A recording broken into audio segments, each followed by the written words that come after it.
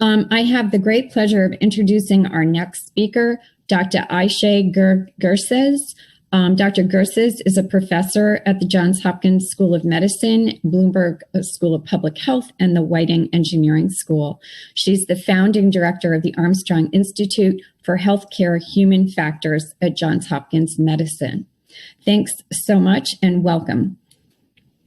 Thank you. And my slides are on. Is that right?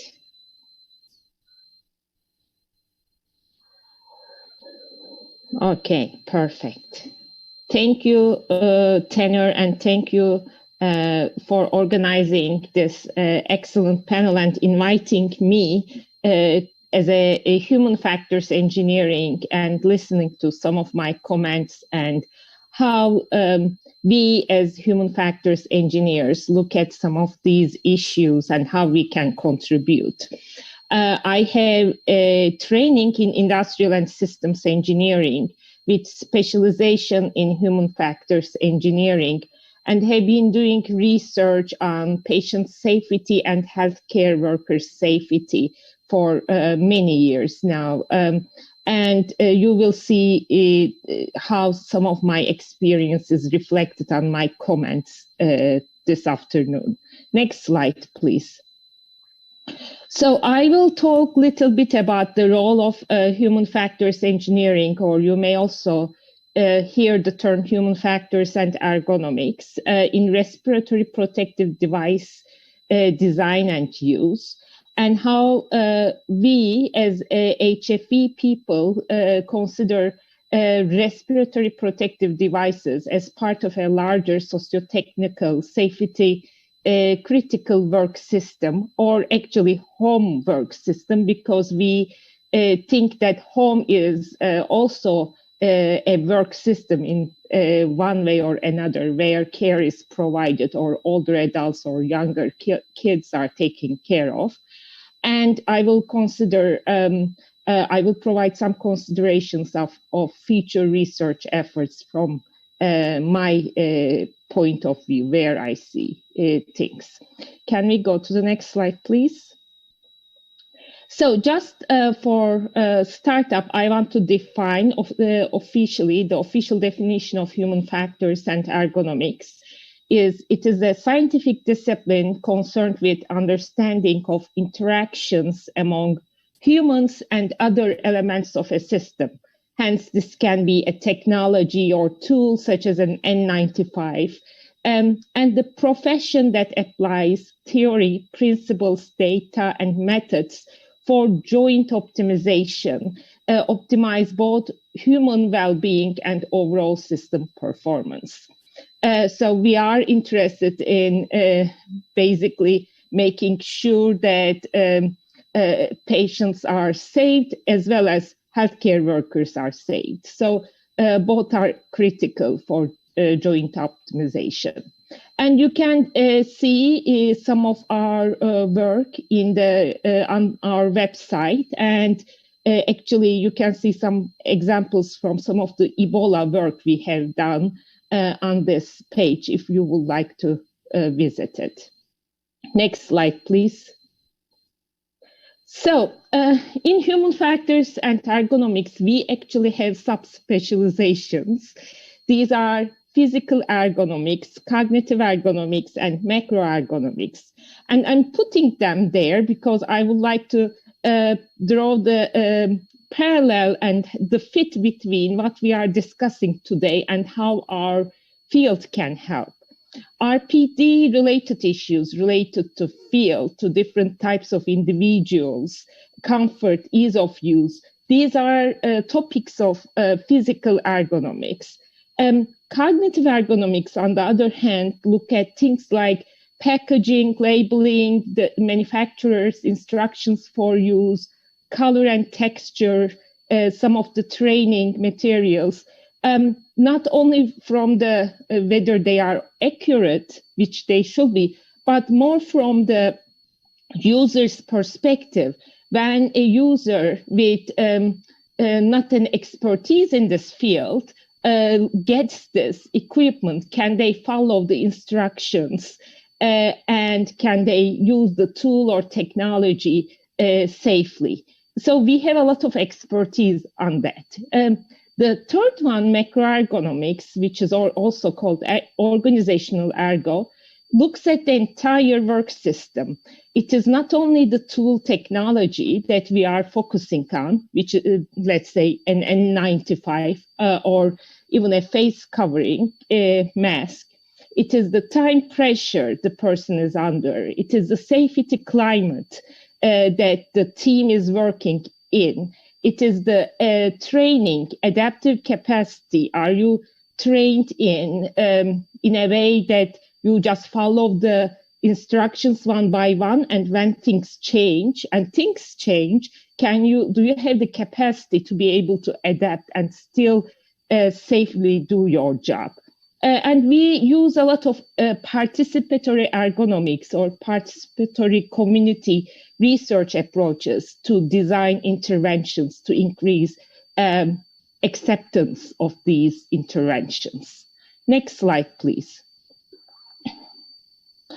So when we look at the user characteristics, other panelists put out there very well, there are different physical characteristics, cognitive characteristics, young people, older people with cognitive limitations, people taking care of them at home. There are different knowledge, skills, and attitudes. And as my colleague, Dr. Johns just mentioned, we don't really know much about these different populations and why some populations are more motivated to use these masks or N95s, and while others are not. So definitely some research in that direction would be really important, because there are different cultures, preferences, different biases and comfort. We need to understand these to be able to manage them efficiently. All of these lead to what we call use behaviors, which affect compliance or non-compliance. Next slide, please. And as I mentioned, this is a conceptual model I have contributed to many years ago, called Systems Engineering Initiative for Patient Safety, although it also is very much applicable to healthcare work safety, and even you can think of the work system as home system. So the person or people are in the middle using tools and technologies in an organization, cultural environment, in a physical environment, doing some tasks. Respiratory protective devices, for me, is part of this larger work system. We cannot think of them independent of the context. So we need to understand the context better to be able to understand how to design them, redesign them, develop the instructions for use, and develop the training. So one other thing I want to mention, I heard the term use of term hazard for exposure hazard, but in my field, I also use the term hazard for hazards in the work system that lead to non-compliance. For example, if you don't have an N95 in your ED, it becomes very hard to comply, for example. Or this is just an extreme example. Or if the fit doesn't work, it is a hazard for complying with the safety program. So in addition to looking at the exposure hazards, we need to, I think, look at the hazards in the work system or home system or public systems that impede us, that impede people from complying with the intended use and the protocols. Next slide, please. So this system that we are in, the sociotechnical system, it is a highly dynamic system. nonlinear, unpredictable, safety-prone system. We need to look at the test technology fit. Actually, you can click on some of the, a few more, because there are some pictures that needs to come that I don't see them. One more. The test technology fit is what we essentially look at in human factors engineering. There is a safety one approach which says, okay, let's figure out everything, design everything correctly. But more and more people now in the safety literature is talking about safety two, which means these systems are so nonlinear and unpredictable that even if you try to predict and design for everything, you cannot. It is not possible. So you need to also ensure that people are educated enough or have the tools on their hand enough so that when things change unexpectedly, they can develop some safe solutions. They will know how to develop resilient solutions. So we need, and there is not a one approach or another approach. There is more of the resilience engineering approach of like looking at the safety of systems from both approaches, safety one and safety two. And I would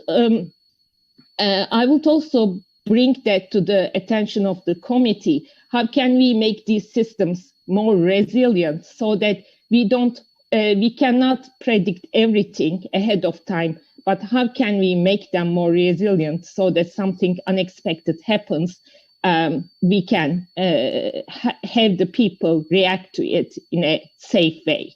I have done a lot of work in cardiac operating rooms, as you can see some of the pictures. There are many workarounds, what I call technologies in the wild in one of the papers. So we need to study these to understand the needs or misunderstandings of people, why people are taping on a new smart IV pump some names of drugs. So what does that mean? What does that mean in terms of users, we as engineers not understanding their needs? Similar things we need to study, I think, for respiratory protective devices, similar approaches. Next slide, please. So I won't go, this is a very full slide. I won't go into all the details, but the idea here that I want to convey is there are many relevant HFE approaches, both conceptually and methodologically to this work. The systems approach, sociotechnical systems approach I have presented. The naturalistic decision-making, actually, that was developed many years ago by my colleague, Gary Klein, in terms of how people make decisions on in terms of, for example, choosing the right PPE or choosing the right gown or glove that under time pressure, not in a lab setting, but in real setting. And this was actually developed by a study he conducted in firefighting. So among the fire force. So and the team coordination in that environment. So there is a lot we can learn from these conceptual approaches. I believe that we should think about definitely implementation science, for example. How are we gonna, even if we have the perfect, which there is no such thing, RPD, how are we gonna implement it given the variation in the public and different tasks and different types of people? We should, I think, use these approaches in addition to some of the methodological approaches, such as cognitive task analysis, which gets into why people make a certain decision, why they pick the wrong way of doing, putting the mask on. Are they aware or are they put it for some other reason? What was the logic behind it? We have methods to get to these. And all these help us develop better training and better design and instructional materials. Especially the last point I will make here is the human-centered design. We have a lot of methodology, a big methodology, basically, which there are several subgroups that talk about how to design with human in the mind, in the center. So some of those definitely can be, I think, very helpful for this domain as well. Next slide, please.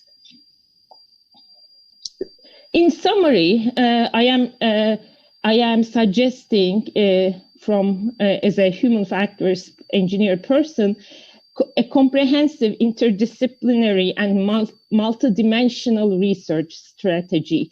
It needs to be interdisciplinary because this is a complex problem. It is not only one RPD. It is how do you implement it in different types of people, in different communities. How do you sustain this, etc. So there should be, we should talk about this interdisciplinary science and understand the different needs of different users. Do some ethnographic studies on work as imagined versus work as done, which are two different things. Identify the safety risks proactively as much as possible, but design for resilience whenever possible also. Iteratively develop and constantly pilot test solutions for further improvement using human-centered design approaches.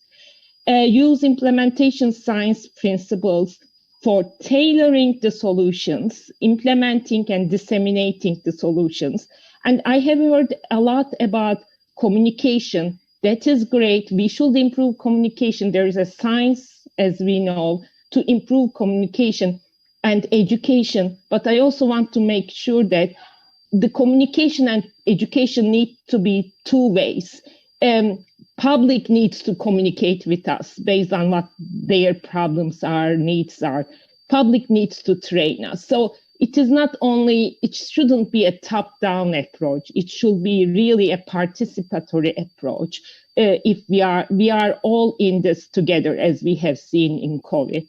So I like to think about it more engagement, not only education, but how do we engage everyone on this. And we need to have effective feedback mechanisms about RPDs, and which we have some, as I have learned in this 2-day workshop.